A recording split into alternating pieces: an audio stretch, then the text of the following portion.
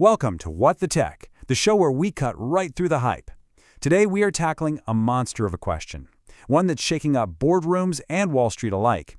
Is AI about to kill the entire enterprise software industry? Let's get right into it. And let's be clear, the stakes here are absolutely astronomical. We are talking about a $1.2 trillion industry. That's how much businesses are on track to spend on this stuff this year alone. And the big fear? That AI could just vaporize a huge chunk of that. And look, this isn't some crazy out there idea. Years ago, NVIDIA CEO Jensen Huang put it as bluntly as possible. AI is going to eat software. What sounded like a bold prediction back then is now a giant shadow looming over the whole tech sector.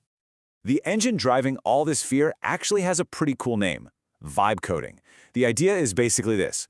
Anyone, even someone with zero coding knowledge, can just tell an AI what they want an app to do, using plain English, and poof, the AI just builds it for them. If that really takes off, why would you ever need to buy pre-made software again? Okay, so that's the scary part. But if you listen to the industry giants, the message is totally different. They're telling everyone, don't panic. There's this really powerful argument that the establishment is perfectly safe. And you know what? Wall Street is, for the most part, sleeping just fine. So why are they so confident? Well, their whole defense rests on what you could call these three massive fortress walls. First up, you've got these complexity moats. You can't just vibe code a replacement for a super-regulated financial system, right? Then there's pure entrenchment. Software from places like Salesforce is so deeply woven into contracts and daily workflows. And finally, the sheer agonizing pain of switching systems keeps everyone locked in. And this quote from Workday's CEO, Carl Eschenbach, just perfectly sums up that confidence. He says none of his Fortune 500 clients are about to let some brand new AI startup run their critical financial controls. I mean, it sounds pretty solid, right? Hard to argue with that logic. And to be fair, they're not wrong. For now. The reality is, today's AI has some pretty serious limits. Trying to get an AI to reliably handle complex jobs across a bunch of different software systems, it's incredibly finicky. It breaks all the time. And this grand vision of multi-agentic systems that run your whole business is, at this point, basically just marketing talk. But, and this is a huge but, is that reassuring story the whole story? Because this is where we at What the Tech really start digging. And when you look closer, you start to see some serious cracks forming in those fortress walls. It all starts with a pattern that feels very familiar. So we have to ask the really tough question here.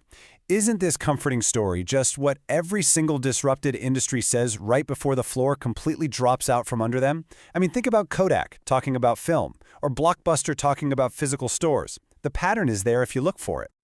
And this right here, this is the classic playbook of disruption. On one side, you've got the incumbents saying, hey, no big deal, we'll just bolt AI onto what we already have and call it a day. But the reality, the lesson from history, is that that's exactly the kind of thinking that gets you wiped out when the entire game is changing. Okay, so this brings us to the real meat of this explainer. Let's talk about the blind spots. What is the establishment completely missing while they're telling everyone to stay calm and carry on? The single biggest, most fundamental mistake they're making is right here. They are looking at AI's limitations today and assuming they're permanent. That's like looking at a dial-up modem in 1995 and saying the internet will never be fast enough for video. It completely ignores the insane compounding pace of innovation we're seeing. So let's break down these four cracks in the fortress. First, the attack isn't going to start with the big, scary stuff like Oracle. Nope, it's going to start with the smaller, mid-tier software, the low-hanging fruit. Second, you get shadow IT, where the walls get eaten away from the inside by employees using their own cheap and good enough AI tools. Third, the big guys, Microsoft, Google, could just bake this stuff into their platforms, making today's apps just simple plugins. And finally, the most dangerous one. What if trust shifts away from the software company to the AI itself? That turns today's giants into a commoditized back end. So what does this all mean? The real story here isn't some big, explosive Hollywood moment where the industry collapses overnight. It's not a big bang.